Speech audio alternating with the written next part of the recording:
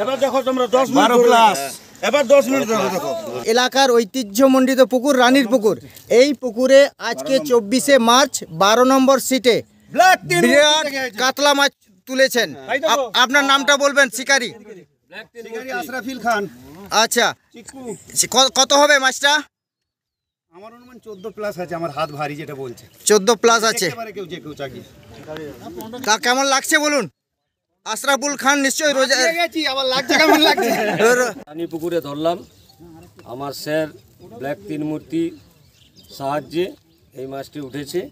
Set number 12। আমি তেমাধানি থেকে এসেছি। হ্যাঁ, আশরাফুল খানের স্যার যে উনি হচ্ছে ব্ল্যাক তিন মূর্তি দিয়েছিলেন আমাকে, তাতে এই মাছটি হিট হয়েছে। ধন্যবাদ।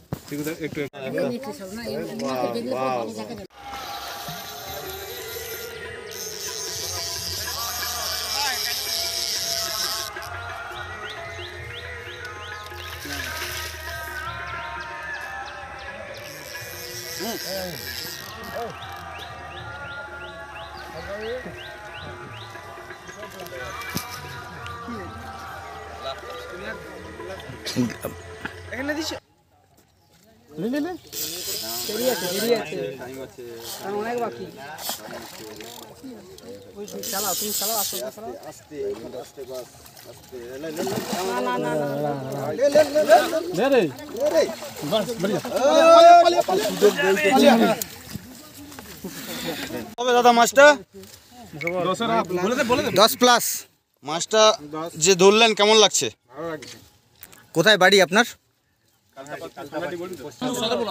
মেদিনীপুর সদর ব্লক, ডেবরা পঞ্চায়েত সমিতির অধীন গোলগ্রাম 8 নম্বর গ্রাম পঞ্চায়েতের অন্তর্গত কাঞ্চনপুর মৌজায় রানীর পুকুরে, ওই এলাকার ঐতিহ্যমণ্ডিত পুকুর রানীর পুকুরে এই মুহূর্তে একজন শিকারী বৃহৎ আকারের কাতলা মাছ ধরলেন। এই কাতলা মাছের ওজন কত হতে পারে আপনার অনুমান? 10-এর বাইরে। এই মুহূর্তে আপনার কেমন লাগছে? ভালো লাগছে।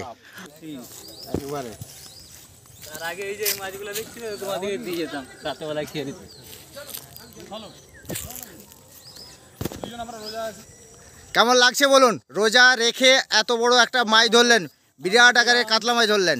বিশাল বড় একটা কাতলা মাছ ধরলাম, পুকুরে মাছ আছে, মাছ ধরে আনন্দ পেলাম। রোজা রাখাটা সার্থক হয়েছে তো? রোজা খোলা হয়ে গেছে না হবে? বাকি আছে। ধন্যবাদ। Thank you. পশ্চিম মেদিনীপুর জেলার ডেবরা পঞ্চায়েত সমিতির অধীন গোলগ্রাম 8 নম্বর গ্রাম পঞ্চায়েতের অন্তর্গত কাঞ্চনপুর মৌজায় অবস্থিত এলাকার ঐতিহ্যমণ্ডিত পুকুর রানীর পুকুর। এই রানীর পুকুরে এই মুহূর্তে 24শে মার্চ মৎস্য শিকার উৎসব সমাপ্ত হলো। বিরাট বিরাট মাছ ধরে বাড়ি ফিরে যাচ্ছে। শিকারীদের মুখে হাসি, এই হাসি নিয়ে বাড়ি যাচ্ছে। আগামী দিন এই পুকুরে সিট হবে আগামী রবিবার 31শে মার্চ এবং পরের রবিবার।